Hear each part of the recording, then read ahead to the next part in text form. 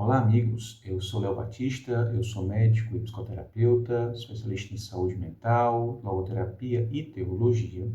Eu criei em 2018 o grupo Cristãos Bíblicos, que é um grupo que se propõe, a parar um pouco e se aprofundar, aprender um pouco mais da palavra de Deus, de uma forma respeitosa, dentre católicos que vivem um catolicismo ponderado, amigos também protestantes que vivem com um protestantismo menos reativo, até pessoas sem denominações.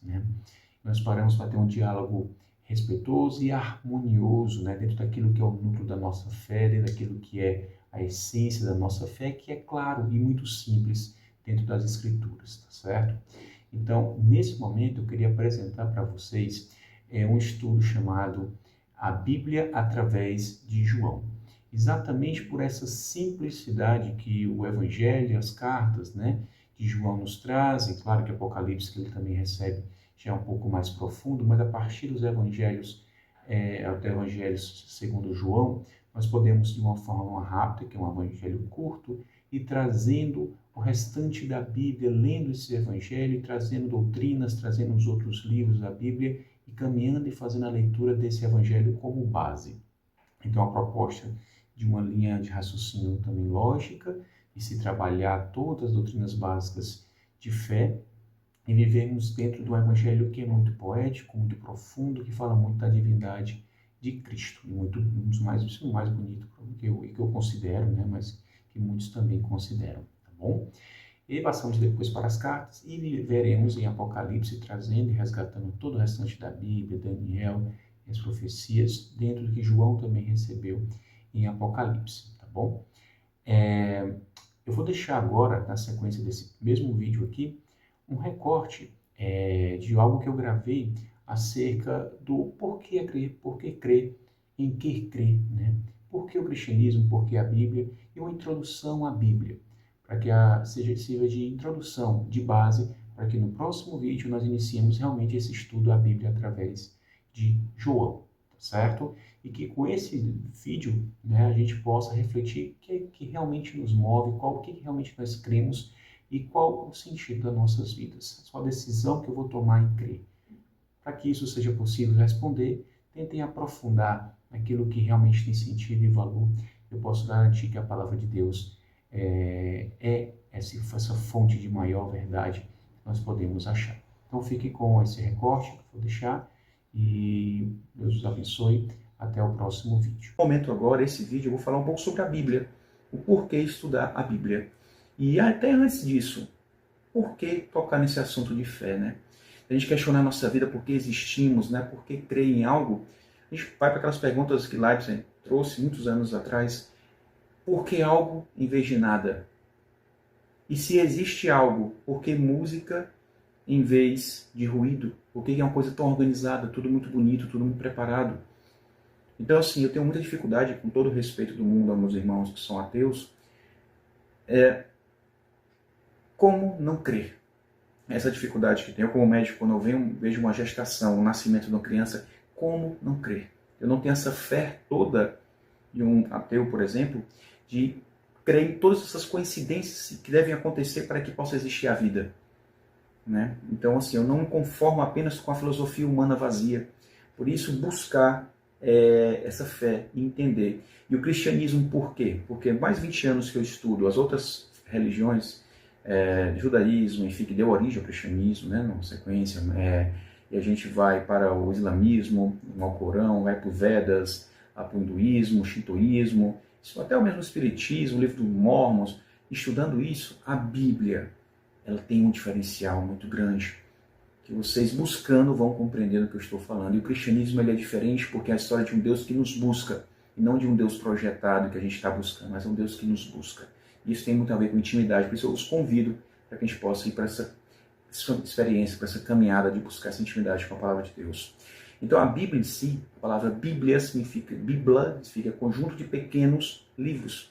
Então nós temos aí 73 livros, considerando o entendimento católico, e 66 entendimento protestante, com 7 livros diferentes, ou a mais ou a menos, isso vai ter uma discussão entre os dois lados, dentro do Primeiro Testamento, do Antigo Testamento. Mas o Novo Testamento, nós não temos diferenças, né? Nós temos os 27 livros do Novo Testamento, todos iguais, das Bíblias protestantes e católicas, tá certo? E aí, essa questão dos 7 livros a mais, né, que já vinha na tradição, e São Jerônimo, ele traduziu ali na Vulgata Latina, em anexo, esses 7 livros, depois nos concílios de Florença e Trento, foram de maneira mais definitiva colocados na Bíblia Católica, ou, enfim, essa discussão, não quero que a gente vá causar discussões por conta disso, mas mais para frente a gente pode discutir e abordar sobre isso. E essa Bíblia, ela traz um arcabouço histórico muito coerente, né? A gente vê que Deus é o primeiro a escrever na Bíblia, quando lá ele pega as tábuas e escreve os 10 mandamentos. Em Êxodo a gente vê isso, né? E esses primeiros 5 livros da Bíblia, a boa parte dos teólogos entendem que o próprio Moisés tem escrito, além do livro de Jó, da parte de Salmo também e tal. E depois disso nós temos vários autores, até chegar em João, o último discípulo de Jesus, que vem escrever Apocalipse também. Não é isso? Isso é o Evangelho e suas cartas. Então, é um livro, se a gente for pensar, que levou de 1.000 a 1.500 anos para ser escrito, dependendo de alguns estudiosos falam, 1.000 a 1.500 anos. Um livro escrito em 3 continentes, escrito em línguas diferentes, o Antigo Testamento em hebraico, aramaico, o Novo Testamento em grego, principalmente, né? Escrito por 40 escritores, um autor, basicamente, que é o Espírito Santo, mas 40 escritores diferentes, em vários estilos literários, de narrativas, de poesia, proféticos, de sabedoria, enfim, várias formas de escrever, mas sempre falando da mesma coisa, com a coerência interna impressionante, com cruzamentos internos maravilhosos, e você vê sempre falando a mesma coisa, sempre de Cristo, sempre o plano de salvação. É o livro mais perseguido de todos os tempos e ainda hoje o mais vendido de todos os tempos. É o livro que mais transforma vidas, onde você vê, colocando isso uma Bíblia dentro de uma prisão, regenerando pessoas, tirando pessoas das drogas. A gente vê a Bíblia com esse poder, né, de transformar vidas, e só a experiência nos vai trazer isso, né? Então essa Bíblia, ela é maravilhosa. Deus, após nos criar e com o pecado do homem, o pecado entenda como um muro que separa o homem do contato direto com Deus, se revelou de algumas formas. A revelação geral de Deus, que foi a natureza, e Paulo fala que é indesculpável nós não crermos em Deus com toda essa natureza criada, né? Mas também trouxe uma revelação especial, que é essa Bíblia, que é a sua palavra escrita revelada. E depois se revelou da melhor maneira possível, a maneira mais perfeita, que foi o próprio Cristo que esteve entre nós, né? E também, aí depois de Jesus subir aos céus, deixou o Espírito Santo também com seus dons aqui, nós, usados pelo Espírito Santo, também sermos fontes de Deus, né? Revelar Deus para as pessoas por meio do Espírito Santo, né? E após o pecado, a gente pode ver isso em Hebreus capítulo 1 a 3, que fala que em todos os tempos Deus se manifestou das mais diversas formas. E nos últimos tempos, com seu Filho Jesus, que é a sua perfeita revelação. Então, Deus é um Deus que nos busca, isso é o cristianismo. De todas as formas se tenta se revelar para nós, basta nós abrirmos nosso coração e assim aceitá-lo, né? A palavra de Deus fala sobre isso, ela é cristocêntrica, ela foca sempre em Cristo. E é isso que nós vamos ver em João 1. A Bíblia é esse ato de amor, de misericórdia, essa carta de amor que Deus nos deixou após nós perdermos o contato com Ele direto com o pecado, mas Ele deixou sua palavra conosco, né? Então João 1, verso 1 e verso 14, fala isso, que no princípio era o verbo, a palavra, o logos, o sentido. E essa palavra estava com Deus, essa palavra era Deus. No verso 14, essa palavra se fez carne e habitou entre nós. Falando que Jesus já estava lá, Jesus era o logos, o sentido da nossa vida. E ele era o Bereshit, o início de tudo, já estava lá. E aqui a Bíblia fala de Gênesis, Bereshit, o próprio Cristo, lá o princípio, o primogênito de tudo. E vai até Apocalipse, falando, volta Jesus, vem Senhor Jesus, Maranata. Gênesis e Apocalipse fala de Cristo. E Jesus é essa palavra escrita. Jesus, divino humano, a palavra aqui, divino humano, inspirada pelo Espírito Santo, escrita por homens. Então, tem essa mesma característica, em Provérbios 8 fala de Jesus com uma sabedoria também. Essa interrelação de Jesus é sabedoria, a própria sabedoria. E aí nós vamos também para várias passagens, como João 5,39, que Jesus fala, vocês falam das Escrituras como se elas falassem da vida eterna? Jesus fala, sim, é sobre mim que elas falam. Jesus, a palavra fala de Jesus. Assim como os discípulos de Emaús, após a ressurreição de Cristo, Jesus ensina para eles, se fala, começando de Moisés e os profetas, discorreu com eles sobre tudo que a palavra falava sobre ele, sempre fala de Cristo. E 2 Timóteo 3, 16 e 17, eu vou ler para vocês, porque fala que toda a Escritura, e é toda a Escritura, não é só o Novo Testamento, e na época que Paulo falou sobre isso a Timóteo, só existia o Antigo Testamento. Toda a Escritura é inspirada por Deus, mas Paulo reconheceu cartas, e Pedro reconheceu as cartas de Paulo, tudo como também inspiradas. E não há discussão entre a canonicidade das cartas do Novo Testamento de maneira alguma. Cânon significa régua. É aquele conjunto de livros sagrados feitos para formar doutrina. E aí nós temos em 2 Timóteo capítulo 3, verso 16 e 17, toda escritura é inspirada por Deus. E para que serve? É proveitosa e útil para ministrar a verdade, para repreender o mal, para corrigir os erros, para ensinar a maneira certa de viver, a fim que de todo homem de Deus tenha capacidade e pleno preparo para realizar todas as boas ações. Então, toda a Escritura é inspirada por Deus, pelo Espírito Santo e muito útil. É nosso manual de sobrevivência nesse mundo confuso. E é isso que a gente vê também em João 17, 17. Santifica-os na verdade, a tua palavra é a verdade. Então, há uma verdade absoluta. Não vivemos perdidos nesse mundo de relativismos, nessa Babilônia de confusão.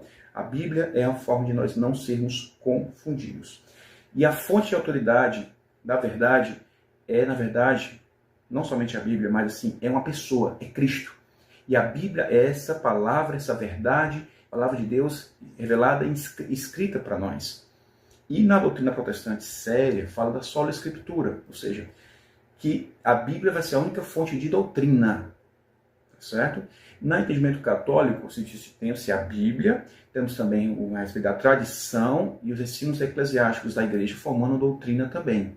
Mas claro que sempre em coerência também com a palavra de Deus. Isso é uma discussão que eu quero trazer mais à frente ou no privado, mas que a gente consegue harmonizar e conviver dentro do nosso núcleo bíblico de fé, do credo apostólico, daquilo que é essencial. Não devemos nos dividir por conta disso, tá? Para a gente ter respeito e conviver. E aí vamos seguir juntos em Cristo, certo? Essa Bíblia, então, a gente pode defini-la como a perfeita palavra de Deus, a perfeita mensagem de Deus, escrita na imperfeita linguagem humana. Ela é infalível em sua mensagem. Vamos falar até inerrantes, em forma de escrever e tudo mais. Ela é infalível em sua mensagem. Na forma de escrever, algumas erros de tradução, de transliteração, de escrita. Existem alguns erros em inglês, mas não tem o wrong, erro de sentido, né? Então ela é infalível em sua mensagem, né? E podemos confiar nela plenamente. A arqueologia bíblica, os estudos vêm mostrando para a gente que o Antigo Testamento não foi alterado. Na década de 40, em Qumran, manuscritos do Mar Morto nos mostraram que a Bíblia não foi alterada. Livros inteiros, rolos inteiros foram achados nas cavernas de Qumran, com o livro de Isaías completo, e várias partes da Bíblia escritas com mais de 90% de compatibilidade. Então a Igreja Católica, por exemplo, não alterou a Bíblia Católica. A Bíblia não foi alterada pela Igreja Católica, como nos falam, porque até que manuscritos de mais de 200 anos antes de Cristo, mostrando uma compatibilidade incrível. E o Novo Testamento, a crítica literária, que eu estudo obras antigas, ela mostra quantas cópias, 4.000, 5.000 cópias desses Novos Testamentos, distando apenas de 30 anos dos originais. Então são livros muito confiáveis. E Jesus é esse foco. Jesus, ou ele era um mentiroso, ou ele era um louco. Mas será que uma mentira, uma loucura, faria com que tantas pessoas dessem a vida por essa verdade, por essa loucura, por essa mentira? Não. Ou ele era mentiroso, ou era um louco, ou ele era Deus. E somente sendo Deus. Jesus não falou que era apenas um profeta ou um professor, ele era o próprio Deus. Nós possamos confiar nisso, né? E nós temos que ter essa experiência de buscar ter mais intimidade com a palavra de Deus, porque em Oséias 4:6 fala que o povo está perecendo por falta de conhecimento da verdade da palavra de Deus. Em Atos 17:11, os bereanos são elogiados como mais nobres, porque tudo confere na palavra de Deus. João 8:32 fala que a verdade nos liberta, e a palavra é a verdade que a gente viu. 1 Pedro 3:15 fala que estejam sempre preparados para dar razão de vossa fé, de vossa esperança a quem vos perguntar. E que nós sempre estejamos unidos, vivendo em harmonia cristã. Se nós cremos na Trindade, de um Deus que tudo criou, de um Jesus que veio nos salvar, que nos salvou e que vai voltar para nos buscar, nós podemos ter uma convivência harmônica, como a Santo Agostinho atribuída essa frase, né? Que no essencial, unidade. No não essencial, nós temos diversidade. Em tudo, caridade e amor. Um abraço, meus amores. Deus abençoe.